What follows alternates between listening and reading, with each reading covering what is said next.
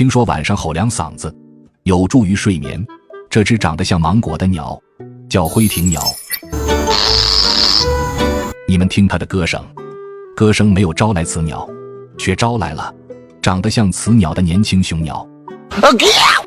年轻人主打的一个叛逆，熊孩子二话不说直接破坏他的求偶台。观众老爷们能忍，我们的主角不能忍。他一口气将两个熊孩子追出去很远。俗话说明枪易躲，暗箭难防。隔壁老六趁此时刻不但破坏了求偶台，还将装饰品顺走了。等我们的主角再回来，空气都凝固了。家呢？ Hello, it's me。 让亏我。虽然老六的行为可耻，需要给个说法，但眼下最关键的就是将凉亭修好。很快凉亭恢复如初，重新开启求偶模式。这次不成功变成鸟，让我们的主角再次一展歌喉。来搬！这次不错，粗犷的嗓音直达灵魂深处，歌声直冲9万里。很快便吸引了一只雌性灰庭鸟。爱情来得太快，就像龙卷风。老妹儿，处对象吗？我们的主角激动的心，颤抖的手，势必要带老妹儿去凉亭走一走。此时我们的主角眼神里满是智慧，他知道要让妹子彻底动心，就得拿出真本事，那就请出最后的压轴大戏吧。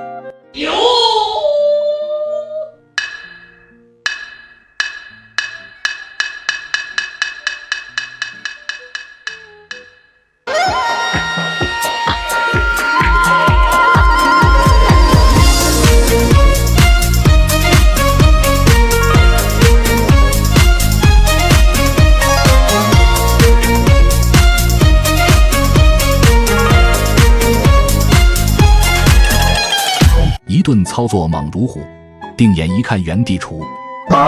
不远处一声鸟叫打破了这和谐的画面，原来是隔壁老鸟回来了，他成功勾走了雌鸟。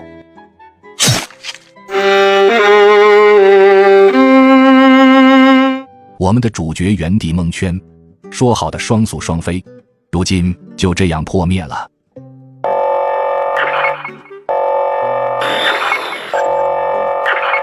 接下来我们有请第二位主角断蓝园丁鸟。这只断蓝园丁鸟才5岁，就知道房子建得早，老婆更好找的道理。眼前的这个凉亭就是他的杰作，可搭建这样一个凉亭需要花费好几年的功夫。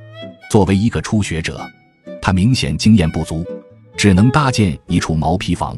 而在不远处也有一座凉亭，这座凉亭显得格外华丽，除了做工精致，还有许多蓝色点缀。这个华丽的凉亭的主人是一只经验丰富的成年雄鸟。与火焰园丁鸟不同的是，它披着一身艳丽的华丽羽毛，紫色的眼睛仿佛戴了美瞳，美不胜收。它精益求精，一丝不苟地搭建凉亭，成功吸引了菜鸟。他决定认真观摩，以便修改自己的凉亭。俗话说一看就会，一做就废。他回到家看到自己的凉亭，心中感叹，真的是没有对比就没有伤害。他开始按照老鸟的方法搭建凉亭，可总感觉树枝搭在哪里都不合适，于是他只好重新回到老鸟旁继续学习。就在菜鸟观摩之际，我们的老鸟回来了。这一刻仿佛空气都凝固了。哟呵，可以呀！菜鸟的行为被抓个现行，可接下来老鸟的操作让人大跌眼镜。他捡起一根装饰品，直接来了一波尬舞。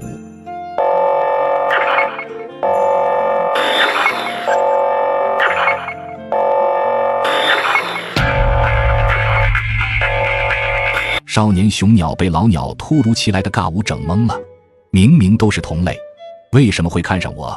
其实老鸟之所以这样，是因为少年雄鸟跟雌鸟的羽毛相似，他将少年雄鸟当作练习求偶的对象。此时少年雄鸟不知所措，他想赶紧离开这里，否则老鸟看到骚年跑了，求偶失败的他很生气，后果很严重，他尾随身后。很快他发现了骚年的凉亭，随后他开始疯狂拆家。等骚年回来后，一切都化整为零。但骚年并没有灰心，因为他还年轻，之后的时间里，他还有大把的时间来学习技能，完善凉亭。